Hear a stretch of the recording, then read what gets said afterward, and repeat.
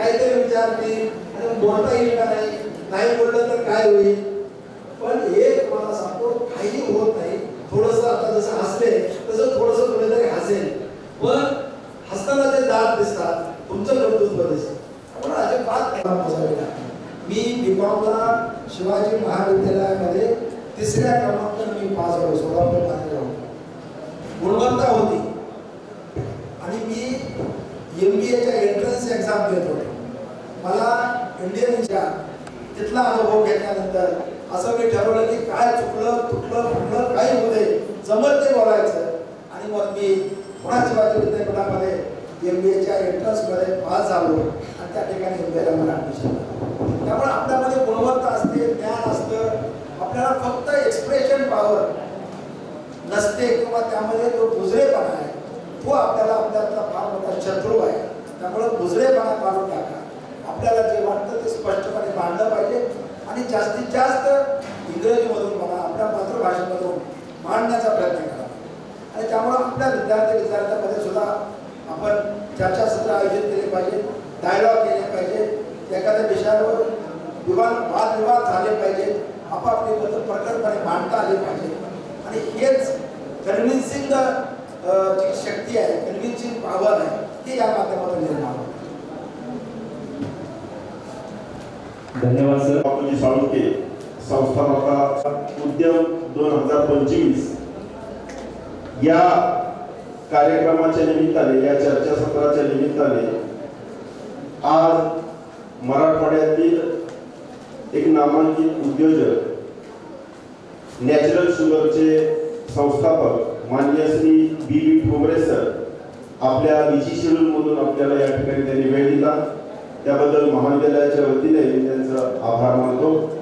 त्याचबरोबर आजच्या कार्यक्रमाच्या उद्घाटन प्रसंगी महाविद्यालयाचे आरपी कॉलेज, रामकृष्ण परमहंस महाविद्यालयाचे प्राचार्य तसेच संस्थेचे मराठवाडा विभाग प्रमुख जयसिंगराव देशाचार्य जीवन पवार सर हे देखील या कार्यक्रमासाठी उपस्थित आहेत. त्यांचंही मी या ठिकाणी आभार मानतो. त्याचबरोबर कार्यक्रमाचे निमंत्रक माननीय प्राध्यापक डॉक्टर N.V. काळे सर, वाणिज्य विभाग प्रमुख, हेही या कार्यक्रमासाठी उपस्थित आहेत. त्यांचीही मी या ठिकाणी आभार मानतो. कार्यक्रमाचा सूत्रसंचालक डॉक्टर A.D. मुळे सर यांचेही या प्रसंगी मी आभार मानतो. मागील 8 दिवसापासून जे गुरुदेव कार्यकर्ते या ठिकाणी कार्यरत आहेत, सदर कार्यक्रम सक्सेसफुल करण्यासाठी त्यांचेही मी आभार मानतो.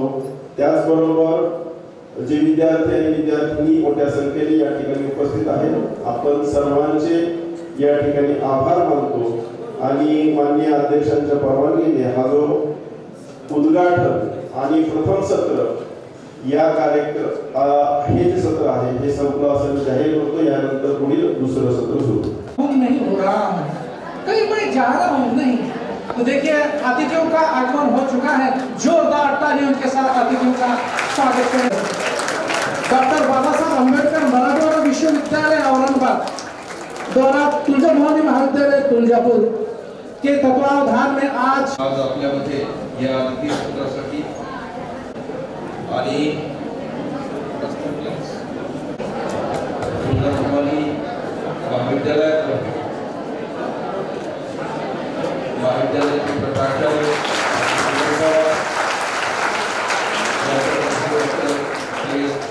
यांचे स्वागत या ठिकाणी होत आहे.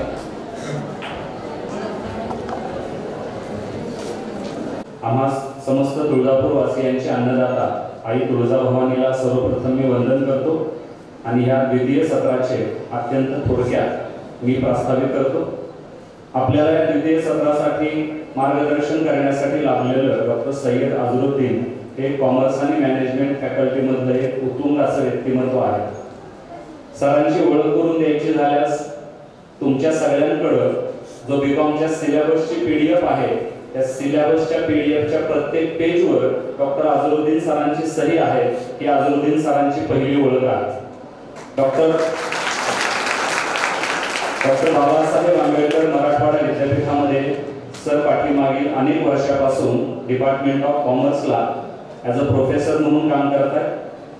सरांनी काही वर्ष डॉक्टर बाबासाहेब आंबेडकर मराठवाडा विद्यापीठाचे फायनान्स ऑफिसर म्हणून देखील काम केलेलं आहे. काही कालावधीसाठी सर डॉक्टर बाबासाहेब आंबेडकर मराठवाडा विद्यापीठाचे डेप्युटी रजिस्ट्रारही होते आणि सिलेबस फॉर्मिंग कमिटी असेल, BOS मेंबर असेल, अशा आपल्या कॉमर्स आणि मॅनेजमेंट संबंधित सगळ्या स्तरावर सरांचं कार्य राहिलेलं आहे. देश विदेशामध्ये सोशल मीडियाच्या माध्यमातून आम्ही सातत्यानं बघत असतो की डॉक्टर सय्यद अझरुद्दीन सर, असा माझ्या माहितीस तो एकही महिना नाही की सरची परदेशवारी नसते. म्हणजे केवळ भारतातल्या विद्यापीठातच नाही तर परदेशातल्या देखील अनेक विद्यापीठांमध्ये सरांचं सातत्यानं मार्गदर्शन सुरू असतं. आणि सर आज आपल्याला या ठिकाणी मार्गदर्शन करण्याकरता लाभले तर मी सरांचं महाविद्यालयाच्या वतीनं या ठिकाणी पुनश्च एकदा स्वागत करतो आणि तुमच्यामध्ये आणि सरांच्यामध्ये जास्त वेळ अडथळा न राहता सरांना विनंती करतो की त्यांनी त्यांचं मार्गदर्शन सुरू करावं.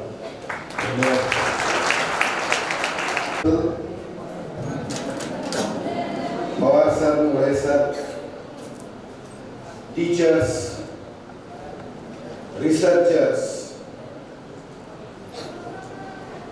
and my dear friends. Don't worry, I will not speak 100% in English. I will come to Marathi and Hindi also. And I am sure you will not get bored for another 1.5 hours till the lunch is ready. So when the lunch is ready, just tell me, I will finish up. First of all, I congratulate the entire college for organizing such type of event. The reason for organizing such type of event is that when we think about the students, then we get the output. Because this is the time you will get something from the college. हीच वेळ आहे college मधून काहीतरी घेऊन जाण्याचं. And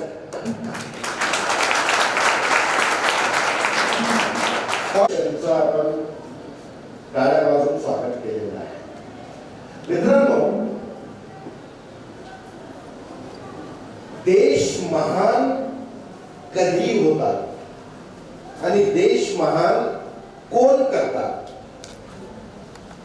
आपल्या समोर चित्र, नाव आणि हे येतात नाही. देशामध्ये राहणारे जे लोक आहेत ते त्याला महान करतात. कारण जे मी सांगणार आहे त्याच्यासाठी तुम्हाला केस स्टडी पण सांगणार आहे. कारण त्याच्यामधूनच तुम्हाला कळेल की देश महान कसं होतं. जर एखादा डॉक्टर असेल तर आपण बघतो की डॉक्टर काय करतो, जीव वाचवतो. एखादा इंजिनियर असेल, he build places, houses, flyovers and magnificent dams, but the country is built by entrepreneurs. जर आपण जगाची परिस्थिती बघितली तर तुम्हाला कळेल की दोन देश असे आहेत, जपान आणि जर्मनी, हे पूर्णपणे संपलेले होते, निस्त नाबूद झाले 1945 नंतर. लक्षपूर्वक ऐका मित्रांनो. दुसरीकडे हिटलर आणि त्याच्यानंतर जर्मनीची काय अवस्था होती सगळ्यांना माहिती. त्यांनी पण राष्ट्र निर्माणासाठी शपथ घेतली. मित्रांनो, 1947 पासून तर 1970 ते 80, 47 म्हणजे 50 आणि 50 + 30 म्हणजे 80. 1980 मध्ये फक्त 33 वर्षात, only in 33 years, the first thing which happened, पहिल्यांदा काय झालं, जपानचा नाव पूर्ण जगामध्ये 1 नंबरवर आला. 2 सेक्टर मध्ये, आणि ती 2 सेक्टर कोणती होती तुम्हाला माहिती आहे? कुणालाही विचारलं की आम्हाला इलेक्ट्रिकल इक्विपमेंट्स घ्यायचे आहे, तर इलेक्ट्रिकल इक्विपमेंट्स घ्यायचे असेल तर तुम्हाला काय करावं लागेल? तुम्हाला काय करावं लागेल? जॅपनीज प्रोडक्ट घ्यावं लागेल. इलेक्ट्रॉनिक इक्विपमेंट्स घ्यायचे असेल तर तुम्हाला जॅपनीज प्रोडक्ट घ्यावं लागेल. इतकंच नव्हे, जेव्हा 60, 70, 80चं दशक आपण जर बघितलं तर तेव्हा कम्प्युटर इन्स्टिट्यूट नव्हते, तेव्हा टायपिंग इन्स्टिट्यूट होते, आणि सगळी टायपिंग कम्प्युटरवर नाही, कशावर? टाइपरायटरवर व्हायची. आणि पहिल्यांदा इलेक्ट्रॉनिक टाइपरायटर आणणारा देश म्हणजे जपान. आणि इलेक्ट्रिक आणि इलेक्ट्रॉनिक, त्याच्यानंतर त्यांनी काय केलं, आणखीन एक गोष्टी पुढे केली जपानने. ते ऑटोमोबाईल्स मध्ये हळूहळू पुढे येऊ लागले 80च्या दशकात. इलेक्ट्रॉनिक, इलेक्ट्रिकल, आणि तिसरा क्षेत्र कोणता? ऑटोमोबाईल्स. आजच्या घडीला ऑटोमोबाईल्स मध्ये मित्सुबिशी, सुझुकी, होंडा, टोयोटा, हे सगळे नाव जे आहे हे जॅपनीज आहे. आणि 2000 पर्यंत एक दशक, सेंचुरी संपण्यापूर्वी ते जगामध्ये आपलं नाव त्यांनी कोरलेलं होतं. कशामध्ये? Electronic, electrical and automobiles. They became super power. खरेदी करायची असेल तर एकच नाव समोर येतो, बघू नका, फक्त लेवल पाहिजे. आणि Germans became experts in machinery in 1980s and 90s. This is the power of entrepreneurs. हे कुणामुळे झालं? उद्योजकांमुळे झालं. मित्रांनो, इतकंच नव्हे, जर्मनी आजच्या घडीला जर तुम्ही बघितलं तर पूर्णपणे ऑटोमोबाईल सेक्टरवर त्यांनी आपला शिकंजा कसलेला आहे. Mercedes Benz, Renault, BMW, Volkswagen, रोडवर 10 उद्योजक असतात. आणि हे 2 राष्ट्र आपल्यासाठी आदर्श आहे, ते पूर्णपणे संपलेले होते. आणि ते आता आजच्या घडीला पूर्णपणे जगामध्ये राज करत आहे. ते कंट्रोल द मार्केट. मोबाईल बघू नका, आणि मोबाईल बघायचा असेल त्याच्यासाठी लक्षपूर्वक ऐका, तुम्हाला काही ना काही मिळेल. आणि तुम्हाला नक्की जाताना असं वाटेल की नाही, सरांनी बरोबर सांगितलं होतं की तुम्ही लक्षपूर्वक ऐका, तुम्हाला काहीतरी मिळेल. हे वय तुमची अशीच आहे, त्याच्यामुळे मला राग नाही, कारण ह्या वयामध्ये आम्ही पण असंच होतो. But when I am prepared for you, मी तुमच्यासाठी तयारी करून आलो, तर तुम्ही नक्की लक्षपूर्वक ऐकाल, मला असे खात्री. कारण मेजॉरिटी जे विद्यार्थी आहेत ते माझ्याकडे बघताय, आणि माझं शेवटपर्यंत लक्ष आहे. मी असं इकडे बघून तिकडे बघून शेवटपर्यंत बघून मी तुमच्याशी संभाषण करतो. असो, जर जपान आणि जर्मनी एवढ्या कठीण परिस्थितीतून ते बाहेर आले आणि आज जगामध्ये त्यांचं नाव आहे, ह्याच्या पाठोपाठी तुम्हाला 2 गोष्टी, कारण मला चांगलं वाटलं की तुमच्याकडे विद्यार्थ्यांकडे पेन्सिल, पेन आणि बुक पण आहे, तुम्ही नोट करताय. 1985. This is the time when the whole world started about liberalization. जागतिकीकरणचे डिस्कशन 1985 पासून सुरू झाली पूर्ण जगामध्ये आणि 1985 पासून ते 1991 पर्यंत 1991 पर्यंत पूर्ण जगामध्ये सेमिनार, कॉन्फरन्सेस, लेक्चर्स की आपल्याला आता सर्व देशांना काय करावं लागेल, लिबरल व्हावं लागेल, आपल्या दार उघडावे लागेल आणि जुनी मानसिकता बदलून पुढे यावं लागेल. पूर्ण जगामध्ये 91 ला भारताचे फायनान्स मिनिस्टर ते नंतर पंतप्रधान झाले, the learned doctor Manmohan Singh यांना असं वाटलं की आता GATT is going to transform into WTO. GATT WTO मध्ये रूपांतर होणार आहे. WTO मध्ये जागतिक व्यापार संघटना हे त्याच्यामध्ये रूपांतर होणार आहे. तर त्यांनी न्यू इकॉनॉमिक पॉलिसी ऑफ 1991 ती आणली आणि त्याच्यामध्ये लिबरलायझेशन, प्रायव्हेटायझेशन आणि ग्लोबलायझेशन हे तिन्ही कन्सेप्ट भारताने स्वीकारलं. म्हणून 1995 when India became the founder member of World Trade Organization, जागतिक व्यापार संघटनेचा भारत संस्थापक सदस्य आहे. आणि 1995 नंतर जर मित्रांनो तुम्ही परिस्थिती बघितली तर आजच्या घडीला 2025 म्हणजे बरोबर 31 इयर्स बॅक ही धोरण आपण स्वीकारलं, जागतिक व्यापार संघटनेचे मेंबर झाले.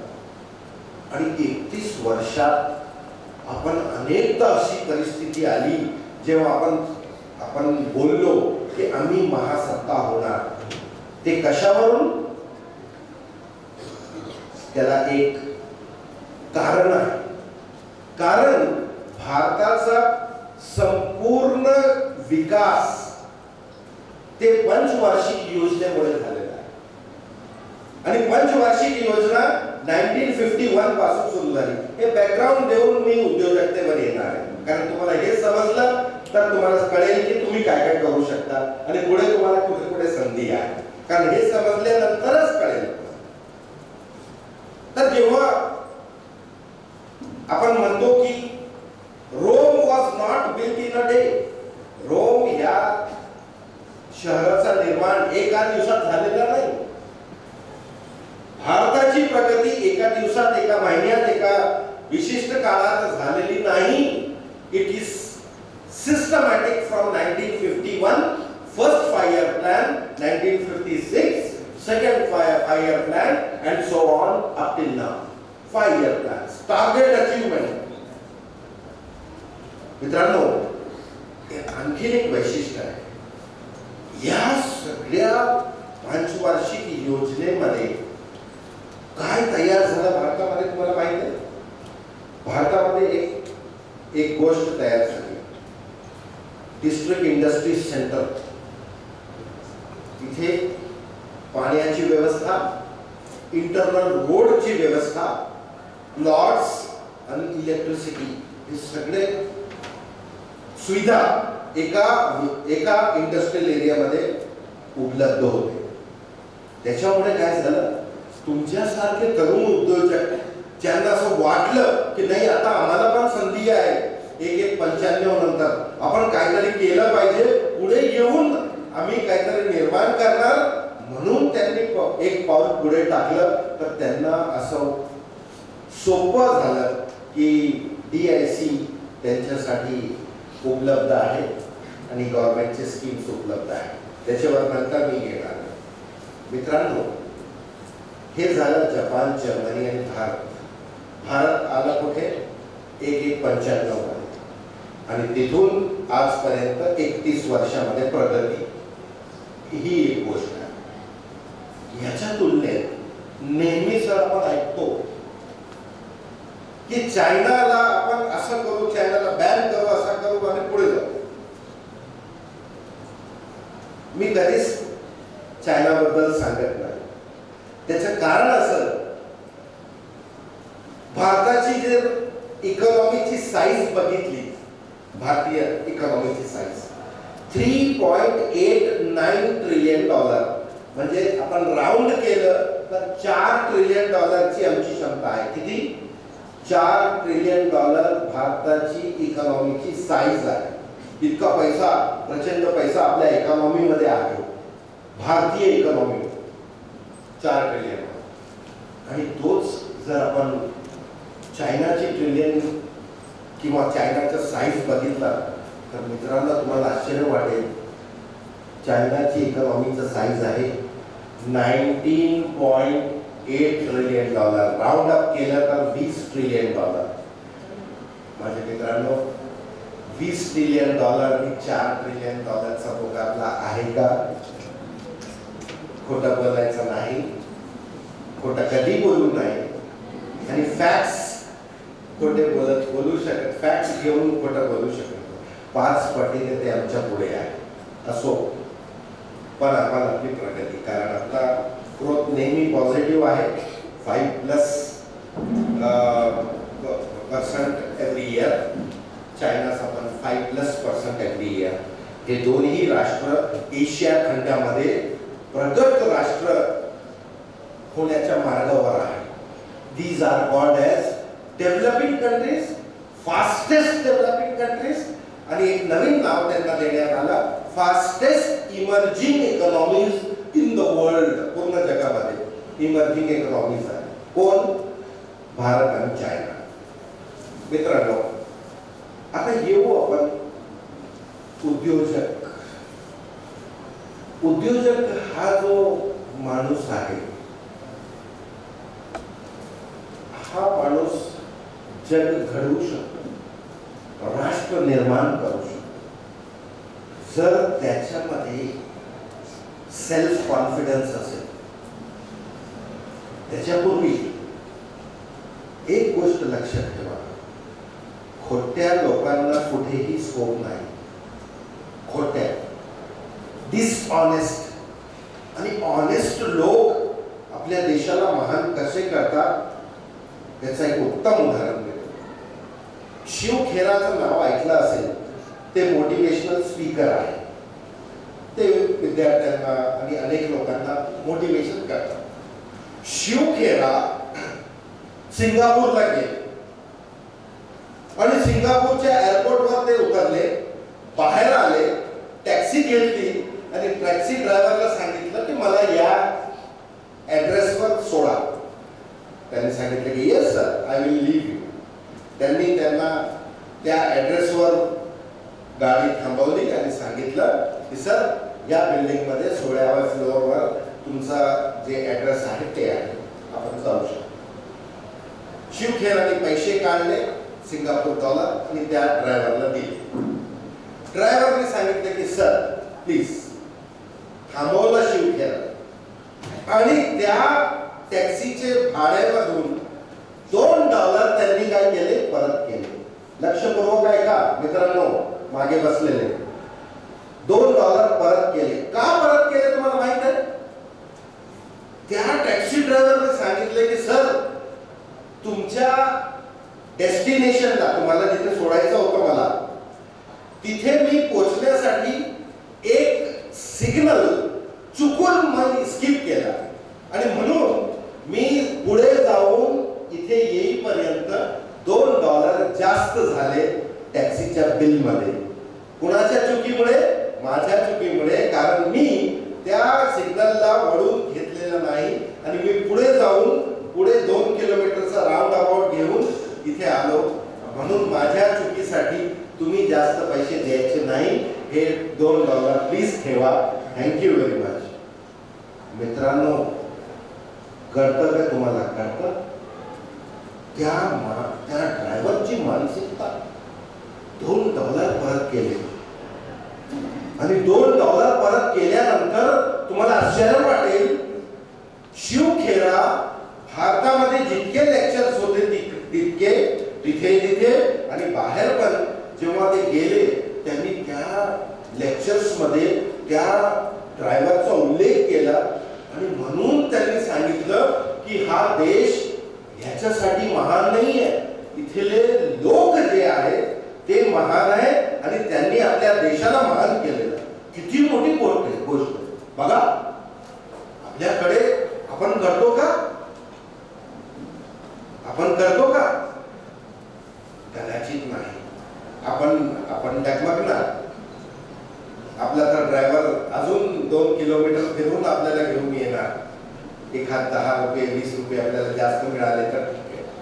मित्रांनो, हे फार छोटी गोष्ट आहे, पण त्या माणसाची मानसिकता बघा की मी चूक केली, माझ्या चुकीमुळे ह्या ग्राहकाचं नुकसान होऊ नये. किती लोक विचार करतात. त्याच्यामुळे honesty is the best policy. हे जर तुम्ही फॉलो केलं आणि कोणत्याही कामामध्ये तुम्ही प्रामाणिकता आणली तर तुम्हाला यश मिळवण्यामध्ये कोणीही रोखू शकत नाही.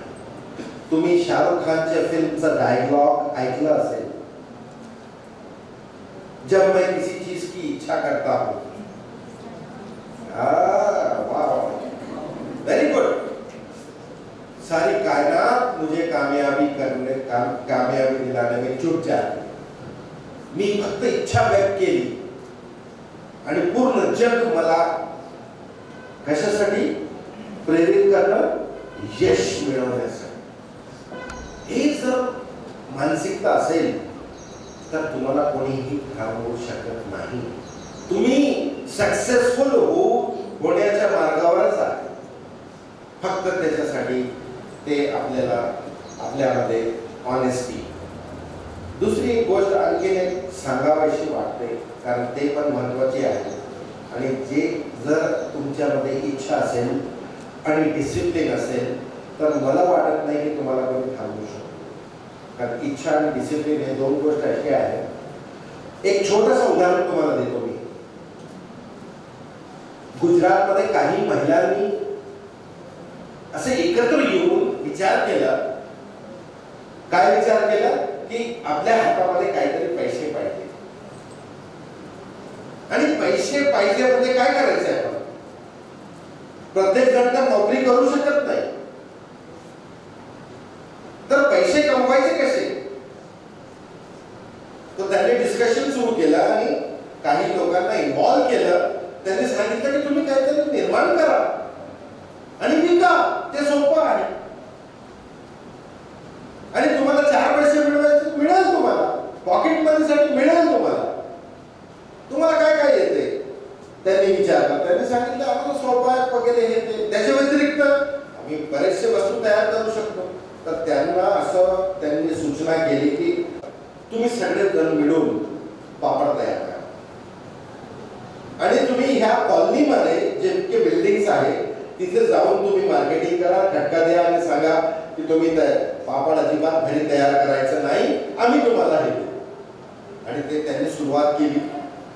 1 हप्ता 1 महिना त्यांना प्रॉफिट येऊ लागलं.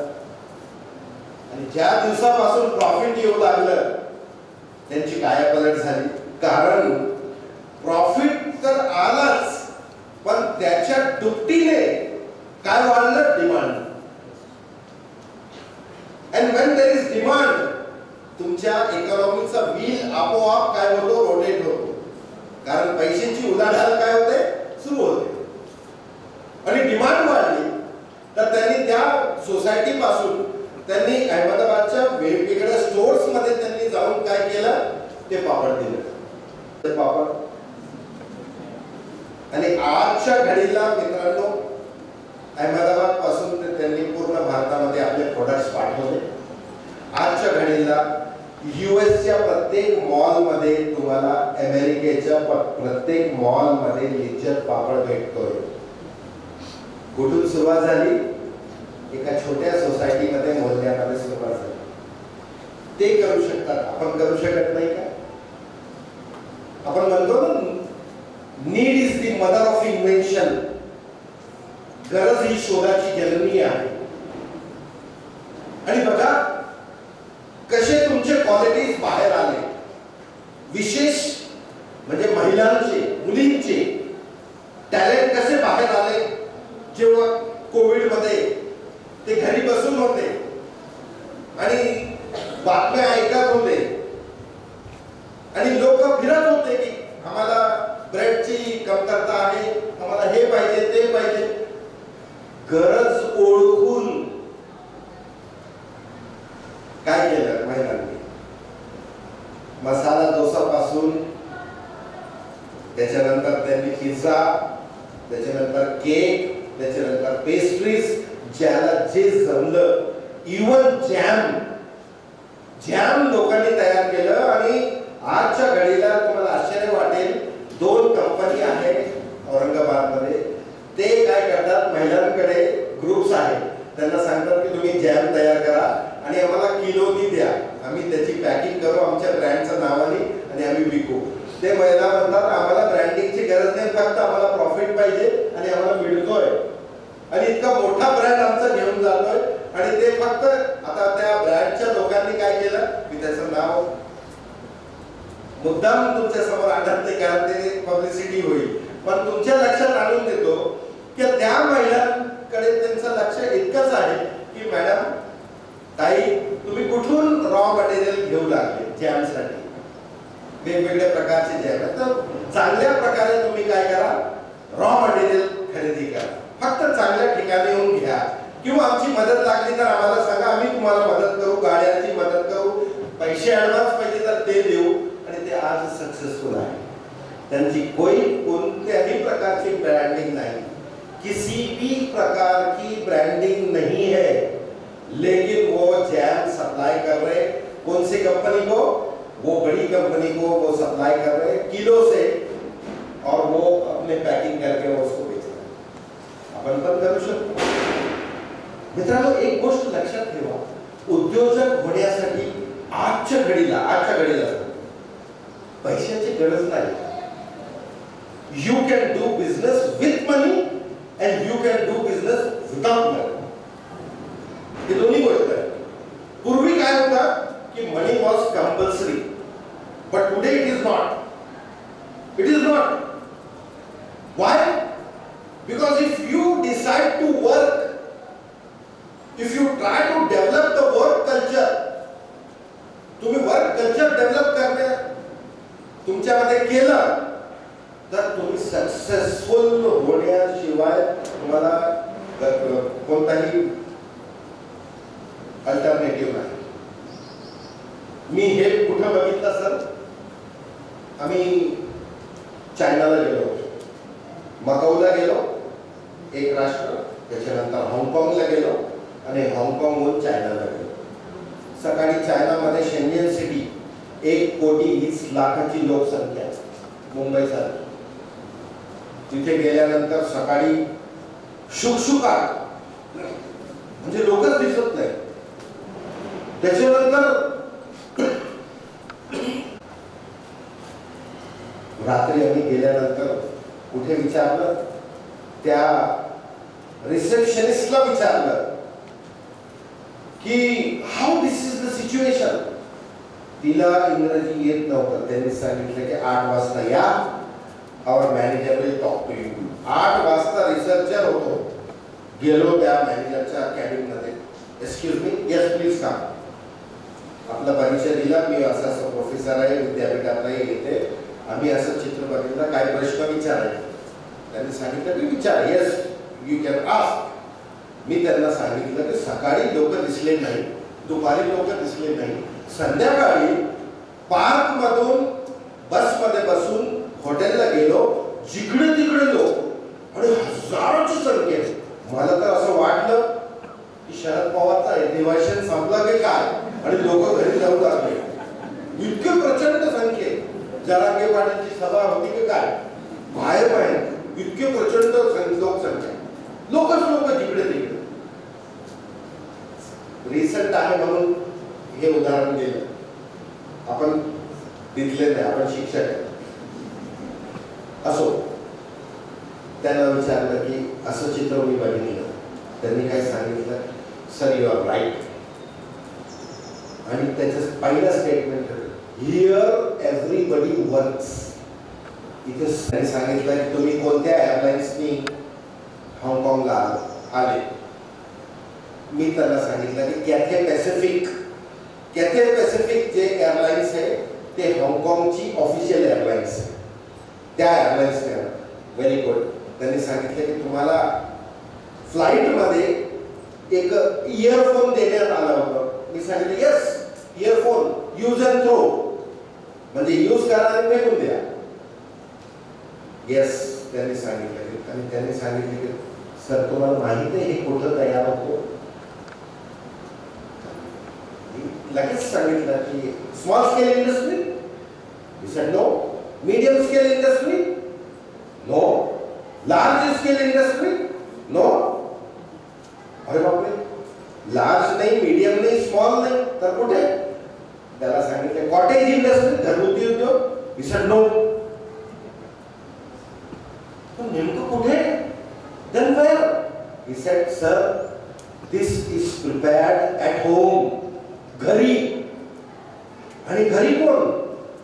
घरी फक्त मुलं राहतात, लहान बाळ, सगळेजण कामाला जातात आणि घरामध्ये आजी आणि आजोबा ते दोन लोक ह्यांच्या देखरेखीसाठी असतात. मुले जेव्हा झोपतात, अभ्यास करतात, ते सावकाश, ते पण फ्री असतात. त्या वेळेमध्ये एक माणूस त्यांना 4 कॅरी बॅग आणून देतो. एका कॅरी बॅग मध्ये वायर, दुसरा कॅरी बॅग मध्ये ड्रम, इयर ड्रम, तिसऱ्या कॅरी बॅग मध्ये पाऊच आणि चौथ्या कॅरी बॅग मध्ये पिन्स, म्हणजे पिन. हे सगळं आणून देतो आणि त्या आजोबा आजीला ते देऊन जातो. आणि ते काय करतात, मुलं जेव्हा खेळतात त्यांच्याकडे पण लक्ष देतात आणि लक्ष देता देता ते हे असेंबल करतात. काय असेंबल करतात? इयरफोन. प्रिन्सिपलनी एखाद्या ऑफिसच्या माणसाला सांगितलं बाबा त्या ऑफिसला पत्र बरोबर देतो, तो जातो 12 वाजता आणि जातो 2 मिनिटात काय करतो, तो पत्र इन्व्हर्ट करतो आणि ओसी आपल्या खिशात टाकतो, घरी जातो. त्याच्यानंतर निवांत जेवण करतो. 3 वाजता फोन करतो, सर आता मी इन्व्हर्ट केलं, फार गर्दी होती पण केलं मी. अरे वा वा, व्हेरी गुड व्हेरी गुड, या तुम्ही. नाही सर आता काय फार लांब आहे आणि मी उद्या येतो. अरे काय प्रॉब्लेम नाही. एका पत्रासाठी यांनी काय केलं, 1 दिवसाची सुट्टी घेतली. ह्याच्यामुळे आपण मागे आहोत. ह्याच्यामुळे तिथे आजी आजोबा काय करावं लागले, घरी इयरफोन. आता ते इयरफोन तयार झाल्यानंतर ते फोन करतात की तुम्ही घरून करू शकता, तुम्हाला काही गरज नाहीये शोरूमची, तुम्हाला काही गरज नाहीये रॉ मटेरियलची, तुम्हाला काही गरज नाही बँकेकडून कर्ज घ्यायची. की तुम्हाला वाटणार की नाही तो करू शकतो, आम्ही पण करू शकतो. का? कसं? कर्नाटकामध्ये, बेंगलोरमध्ये की आपण याच्यामध्ये इनोव्हेशन करू, काहीतरी नाविन्यपूर्ण याच्यामध्ये करू. तर महाराष्ट्रीयन वडापावला त्यांनी काय केलं, इनोव्हेशन केलं आणि कर्नाटकी शैलीत त्यांनी ते वडापाव तयार केलं. आता कर्नाटकचे लोक तुम्हाला माहित आहे, इडली, वडा, डोसा आणि हे त्यांचे हे आवडते पदार्थ. त्यांनी काय केलं की त्याचा टच दिला, उडदची डाळ वगैरे त्याच्यामध्ये मिक्स करून ते शैलीत त्यांनी वडापाव तयार केला. मित्रांनो, तो दिवस आहे, आजचा दिवस आहे. तो म्हणतो की मी महाराष्ट्रीयन वडापाव विकण्यास संपवलं, मी आता विकत नाही. आणि बाकीचे जे पदार्थ होते ते पण विकायला मी सोडलं. मी फक्त कर्नाटकी वडापाव, ह्याच्यामध्ये मला लाखो रुपये मिळतात प्रत्येक महिन्याला. मला वेळच नाही, माझ्याकडे सगळं आहे पण माझ्याकडे लोक नाही. This is the power of entrepreneur. उद्योजकाचा पॉवर हे आहे. म्हणून विचार करायला जे कोणती लोक आहे तुमची मुळे सर, ते म्हणते 5 वाजून 3 मिनिटाचे लोक, म्हणजे मुळे सरांना 5 वाजता तिथे हजर राहावंच लागतो, कारण 3 मिनिटात त्यांची लोकल येणारच आहे. असंच एक लोकलचं स्टेशन होतं, सँडस्ट रेल्वे स्टेशन लोकलचं, आणि तो जे हॉस्पिटलच्या बाजूला आहे सँडस्ट रेल्वे स्टेशन. तिथून फार मोठा माणूस जन्माला आला. आणि सँडर्स रेल्वे स्टेशनला एक चायची टपरी होती आणि तो चायवाला मामू त्या केस स्टडी मध्ये फार इम्पॉर्टंट आहे. त्याचं नाव कुठलेच नाहीये, फक्त चायवाला म्हणून आहे. चायवाला मामू त्याच्या बाजूला एक पान टपरी होती आणि तुम्हाला माहिती आहे जिथे पान चहाचे हॉटेल त्याच्या बाजूला पान टपरी, हे इक्वेशन आहे. मित्रांनो आता ऐका, एक माणूस ह्या दोघांचा मित्र, चायवाला मामू आणि त्या पान टपरीवाल्याचा मित्र, त्याचं नाव आहे कोठारी. आणि तो कोठारी आसपासच्या बिल्डिंग्स मध्ये आपल्या हातात पिशवी घेऊन हाका मारून काय म्हणायचे ते, कुलडई घ्या, पापड घ्या. कुलडई पापड विकणारा माणूस सकाळपासून ते बिल्डिंग्स मध्ये हे कुलडई पापड विकायचे आणि 4 वाजता येऊन त्या हॉटेल आणि पान टपरीच्या मध्ये एक स्टूल घेऊन बसायचं, पाणी प्यायचे, चहा घ्यायची आणि 4-4:30 नंतर ऑफिसेस सुटून हजारो लोक लोकल मध्ये जातात आणि घाईघाईमध्ये चहा द्या आणि ते मित्रांना समजतात, पोरांना समजतात, कदाचित यांना पण कळलं असेल, त्याला काहीतरी बार असं म्हणतात. मी फुटबॉल प्लेअर असून मला व्यसन नाही त्याच्यामुळे, तर ते ह्याच्यामध्ये वेळ लागतो घसून द्यायला. म्हणून त्या कोठारीने, मी शॉर्ट करतो, तुम्हाला जास्त वेळ ह्याच्यामध्ये घालवणार नाही. कोठारीने बघितलं की हा जो बार तयार करतो ह्याच्यामध्ये काय काय केलं, आपल्या ग्राहकांना दिलं की हे मसाला आहे तयार केलेला, तुम्ही घेऊन जा. ते घेऊन गेले. मित्रांनो दुसऱ्या दिवशी परत त्यांनी विचारलं, करून देऊ नका, ते काल जे दिलं होतं तेच द्या, फक्त ते थोडं ड्राय झाले होते, त्याच्यामध्ये काहीतरी पाणी टाकून द्या. एक फीडबॅक मिळाला. 20 ते 50 आणि 50 ते 100 म्हणजे पुढे कोणी कोठारी साहेबांनी आणून दिलं ते पानवाले. एक पानवाला 10 पानवाले एरियाचे, त्यांनी कुलडई पापड सोडलं. त्याच्यानंतर एक दिवशी एक माणूस आला त्याच 4-5 वाजता आणि सांगितलं, कोठारी साहेब याला न्यूजपेपर मध्ये बांधू नका, ते हानिकारक आहे, मी तुम्हाला पाऊच देतो. त्याच्यानंतर तुम्ही घरी त्याला काय करा, लॉक म्हणजे सील करा. इलेक्ट्रिक मशीन येते 500 रुपयाची, ते घेऊन जा. ओके. त्याच्यानंतर एक 6 महिन्यानंतर एक माणूस आला आणि त्यांनी सांगितलं, सर मी तुम्हाला ह्याच्यावर नाव छापून देतो, हे पान मसाल्याचं, हे पान मसाल्याचं. हो. त्यांनी 2 पान असं तयार केले त्याच्यावर आणि पान मसाल्याचं नाव काहीतरी मला द्या. तर पान मसाला तर आहे पण त्याला नाव द्या. एवढा तो जेव्हा बोलत होता तेव्हा चायवाला माणूस त्यांनी हाक मारली, ए पराग इकडे ये, ते चहा दे तिकडे. ते लोक उभे आहेत तिकडे जाऊन चहा दे. काय नाव होतं? पराग. त्या कोठारीने सांगितलं की पराग ठेवून द्या आपल्याला. म्हणजे काय नाव पडलं? पान पराग. तो दिवस आहे, आजचा दिवस आहे. पान पराग या कंपनीचा टर्नओव्हर 4500 कोटीचा आहे. तुम्ही इंटरनेटवर नंतर जाऊन बघा, त्याच्यापेक्षा जास्त त्यांचा टर्नओव्हर झालेला आहे. सुरुवात कुठून केली? गोळ्या बांधून देण्यामध्ये सुरुवात केली. विद्यार्थी मित्रांनो, उद्योजक जेव्हा स्वतःला घडवण्याचं ठरवतो, स्वतः काय करण्याचं जेव्हा ठरवतो, त्याचा डेफिनेशनच तेच आहे. Entrepreneur is a person who text risk and does something new. उद्योजक कोण आहे? जो व्यक्ती रिस्क घेतो आणि काहीतरी नाविन्यपूर्ण करतो, जेणेकरून बाजारामध्ये तो यशस्वी होतो. बघा तुम्ही, हे पान पराग पासून जितके उदाहरण, लॉन्ड्री, असे 4-5 लोक एकत्र येऊन त्यांनी काय केलं, ऍप तयार केलं आणि लॉन्च केलं ऍप. ऍप लॉन्च केल्यानंतर त्यांनी 100-200 नंबर फीड केले असेल आणि यशस्वी व्हायचं असेल तर तुम्हाला एक गोष्ट करावी लागेल. You should always search for opportunities. You should always search for opportunity. मला कुठे हे करू ते करू आपण पैसे लावतो, पण एक गोष्टीचा मात्र विचार करत नाही की ह्या ज्या ठिकाणी तुम्ही ते आउटलेट तयार करून उभा कर, जितके मुलं आहेत तुमचा खास अटेन्शन पाहिजे.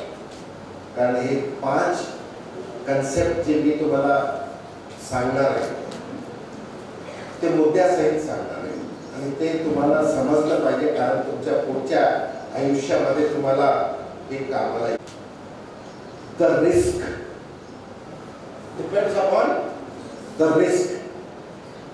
रिस्क म्हणजे काही रिस्क असे आहेत की त्याला तुम्ही नाकारू शकत नाही. सर्वात पहिला रिस्क आहे फायनान्शियल रिस्क. फायनान्शियल रिस्क, पैसा कुठून घ्यायचा ते तुम्ही ठरवायचं. पैसा कुठून घ्यायचा. अच्छा, पैसा कुठे उपलब्ध आहे? Financial institution number 1, bank number 2, private institution number 3, okay, private money lender number 4, number 5 नातेवाईक आणि नंबर 6 सर्वात रिलायबल फ्रेंड्स.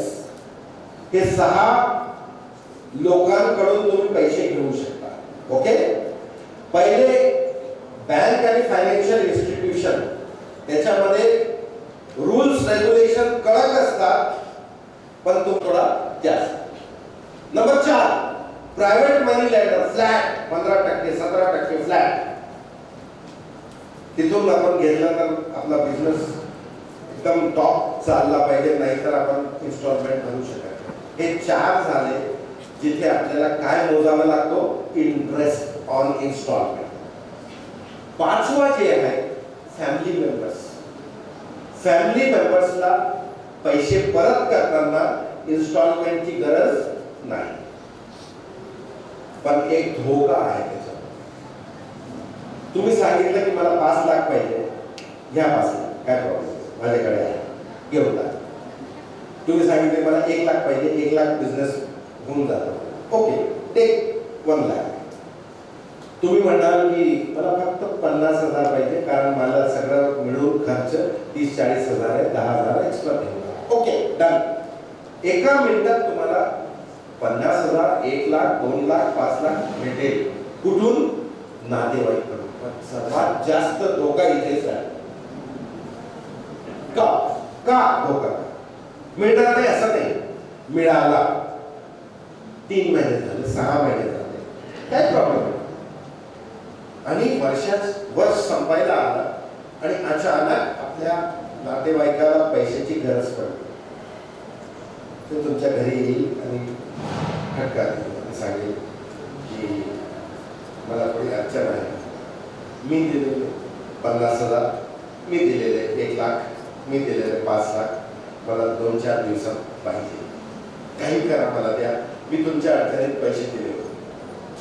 आता मला सांगा मित्रांनो, 50,000, 1 लाख, 5 लाख कुठून आणणार? हे फार मोठी अडचण आहे.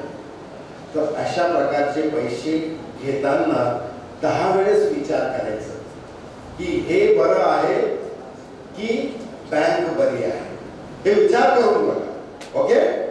आणि 6वा मित्राला आपण एखाद्या वेळेस असा कन्व्हिन्स करू शकतो, तो आपल्या घरी आला आणि सांगितलं मला माझे पैसे देऊन टाका, तर आपण म्हणू शकतो की भाई 50% घेऊन जा, मी कसं उभे राहणारच आहे.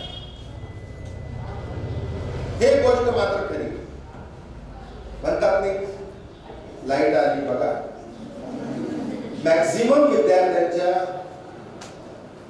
विद्यार्थ्यांच्या डोक्यामध्ये जी संकल्पना आहे, ती संकल्पना घेऊन जर तुम्ही पुढे गेलं तर मला वाटतं प्रत्येकाने स्वतःचा उद्योग सुरू करावा असं नसतं.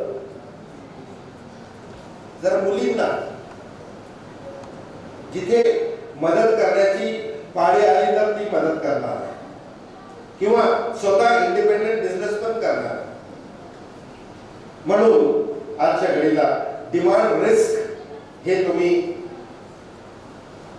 ओळखून पुढे गेलं पाहिजे.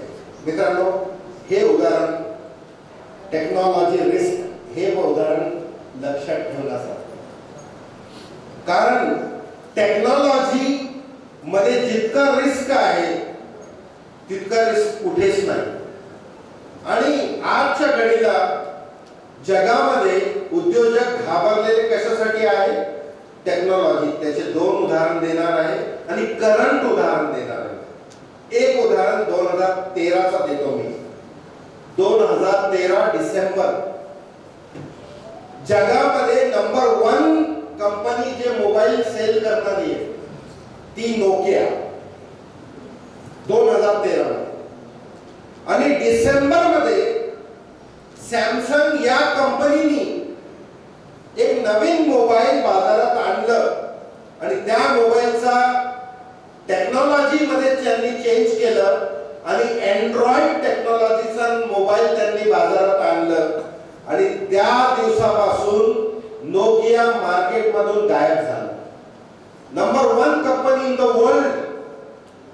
म्हणजे इतकी त्यांच्यामध्ये उदासीनता आली की त्यांनी नोकिया कंपनी मायक्रोसॉफ्ट बिल गेट्सला विकून टाकली आणि पूर्ण ऍसेट्स आणि लायबिलिटी सहित. म्हणजे जगामध्ये तो नंबर 1 होता आणि त्यांनी विकून टाकलं. का? फक्त टेक्नॉलॉजी आणण्यामध्ये त्यांनी उशिरा केलं आणि त्यांच्याकडे नोकियाचे मोबाईल तयार होत होते. कसले मोबाईल? अँड्रॉइड टेक्नॉलॉजी युक्त मोबाईल तयार होते. फक्त बाजारात आणण्यामध्ये त्यांनी उशिरा केलं आणि ते मार्केट मधून आउट झाले. किती कॉम्पिटिशन आहे बघा. आजच्या घडीला पूर्ण अमेरिकेचे सॉफ्टवेअर कंपनीज बोंब मारत आहे, कारण त्यांनी AI वापरून बिझनेस मध्ये आणि ऑफिस ऑटोमेशन मध्ये कंपनीज मध्ये आर्टिफिशियल इंटेलिजन्सचा त्यांनी काय केलं होतं? सॉफ्टवेअर वगैरे तयार केले होते. आता ते विकणार होते. काय करणार होते? विकणार होते. आणि त्यांनी सुरुवात पण केली होती. चायनाचे फक्त 4 लोक एकत्र आले आणि त्यांनी एक नवीन सॉफ्टवेअर बाजारात आणलं. त्याचं नाव आहे डीपसीक. डीपसीक नावाचा सॉफ्टवेअर त्यांनी मार्केटमध्ये आणलं. मित्रांनो, ह्या सॉफ्टवेअरमुळे मार्क झुकरबर्ग, इलॉन मस्क, मायक्रोसॉफ्टचे बिल गेट्स आणि इतर सॉफ्टवेअर कंपन्या ते हादरलेले आहेत, घाबरलेले आहेत की आता आमचं काय होणार. चायनाने हे सॉफ्टवेअर आणलं आणि फुकट देऊ लागले. डीपसीकची दहशत इतकी की ते बाहेरच पडत गेले. बरोबर 25 आज 28 बरोबर 23 दिवसापूर्वी मार्क झुकरबर्गनी एक स्टेटमेंट दिलं. मोबाईलचे दिवस संपले. काय सांगितलं त्यांनी? मोबाईलचे दिवस संपले. आता मोबाईल तुमच्याकडे राहणार नाही. मुलींच्या पर्समध्ये किंवा सरांच्या खिशामध्ये किंवा माझ्यासारख्या माणसाच्या कोटामध्ये मोबाईल राहणार नाही, कारण त्याचा वापर संपणार आहे. का? आधी सगळी टेक्नॉलॉजी ह्याच्यामध्ये येणार. येस, पूर्ण कम्प्युटर ह्याच्यामध्ये येणार. आणि त्यांनी डिक्लेअर केलं की हे टेक्नॉलॉजी आता रिडंडंट झाली, आउटडेटेड झाली. कोणती? स्मार्टफोनची टेक्नॉलॉजी आउटडेटेड. पूर्ण तुमचा कम्प्युटर इकडे आणि त्याचे विशिष्ट कमांड तुम्ही फक्त द्या. कमांड द्या आणि तो ऐकणार आणि ते करणार. जीपीएस सुरू करा. जीपीएस इथे सुरू होईल आणि तुम्हाला डायरेक्शन. मुळे सरांना फोन लावा. मुळे सरांना फोन लावा म्हणजे फोन आपोआप प्राचार्याला रजा टाकायची, फोन लावा, संपलं. व्हॉइसमेल प्राचार्यांना पाठवा, पवार सरांना ईमेल पाठवा, all things will be here. हे आता झालं फेब्रुवारी. मित्रांनो, तुमच्या माहितीसाठी सांगतो, बरोबर 8 महिन्यापूर्वी अमेरिकेच्या 2 हजबंड वाईफने एक AI पिन काढली.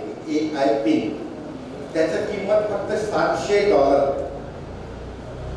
ती AI pin computer, smartphone, internet सगळ्यांचं सबस्टिट्यूट आहे. आणि इक्विपमेंट किती? फक्त इतकंच, माझ्या हाताला बघा, इतकंच इक्विपमेंट. जगामध्ये अशा प्रकारच्या स्पीडनी काय होत सुरू झालेलं आहे, टेक्नॉलॉजी चेंजेस सुरू झालेले आहे. आणि जर आपल्याला ह्याच्या सोबत राहायचं असेल, कॉम्पिटिटिव्ह राहायचं असेल, तर आपल्याला बरेच गोष्टी करावी लागेल. फक्त डिग्री घेऊन बाहेर चाललं तर तुम्हाला कुठेही नोकरी मिळणार नाही. एक गोष्ट मात्र खरी, MGMच्या एका मित्राच्या मुलाचं उदाहरण मी इथे देतो. सर, तो कम्प्युटर इंजिनियर म्हणून PE कंप्लीट केलं आणि आमच्या दुसऱ्या मित्राला सांगितलं की माझ्या मुलाला कुठेतरी IT मध्ये लावा, तो इंजिनियर आहे, IT इंजिनियर आहे. तो पुण्यात गेला, पुण्यात आतमध्ये तो डिग्री घेऊन गेला, त्याला आतमध्ये घेतला, BE आहे म्हणून. त्याला सांगितलं की सगळ्याला बाजू ठेवा आणि पहिला प्रश्न विचारला, लक्षपूर्वक ऐका. पहिला प्रश्न हे विचारलं, मराठीमध्ये तुम्हाला काय येतं, इंग्रजीमध्ये व्हॉट डू यू नो, और हिंदी मध्ये आपको क्या आता है. तुम्हाला काय येते तुम्ही बोला. त्यांनी सांगितलं मला ABCD आणि F हे येतो. त्यांनी सांगितलं की तुम्हाला ABCD आणि F येतो, आम्हाला ABC तर पाहिजेच, पण आम्हाला X आणि Y पण पाहिजे. हे जर तुमच्याकडे असेल तर you are in. If not, you can learn, you can acquire the skill and then come back. नंतर या. मित्रांनो, फक्त डिग्री घेऊन मार्केटमध्ये जाण्यामध्ये यश मिळणार नाही, 200% यश मिळणार नाही. हे गोष्ट मात्र खरी आहे. म्हणून टेक्नॉलॉजी ज्या स्पीडने वाढत आहे, चेंज होत आहे, त्या स्पीडने तुम्हाला काय करावं लागेल, त्याच्या सोबत जावं लागेल. एक शेवटचे 2-4-5 मिनिट, कारण ऍग्रिकल्चरवर कुठे एका दिवशी त्यांच्या डोक्यात असं आलं की मी माझ्या मालकाला नेहमी पैसे मागते आणि ते देतात, पण मी स्वतःचा काहीतरी करते आणि म्हणून मला काय मिळणार, माझ्या हाती पैसे येणार. आणि त्यांच्या शेतामध्ये आवळा होता, त्याने आवळा कॅन्डी तयार केली आणि बदनापूर पहिल्यांदा बदनापूर सिटीमध्ये तिथेच त्यांनी काय केलं, 1-1 किलोचे पॅकेट्स तयार करून विकले. एका आठवड्यामध्ये ते पॅकेट्स विकले. त्याच्यानंतर सीताबाई मोहितेंनी 1 किलो, 2 किलो, 5 किलो आणि बदनापूर बाहेर त्यांनी विकायला सुरुवात केली. आणि अशा मिळून त्यांचा 3 वर्षात टर्नओव्हर 1 कोटीचं झालेलं आहे. मी मुळे सरांना विनंती करतो की पुढच्या वर्षी शक्य झालं तर सीताबाई मोहितेंना बोलवा. हे सगळं त्यांची स्टोरी ऐकून रडणार आहे सगळे, कारण यांना आजच्या घडीला काही कळणार नाही मी सांगितल्यानंतर. पण सीताबाईंना जेव्हा तुम्ही बघणार स्वतः प्रत्यक्ष, तेव्हा तुम्ही रडणार. आणि त्यांची जी परिस्थिती आहे, एक शेतात काम करणारी महिला आणि करोडोचे टर्नओव्हर देणारी किंवा बिझनेस करणारी महिला, त्याच्यामध्ये किती फरक आहे तुम्हाला ते जाणवेल. तरी पण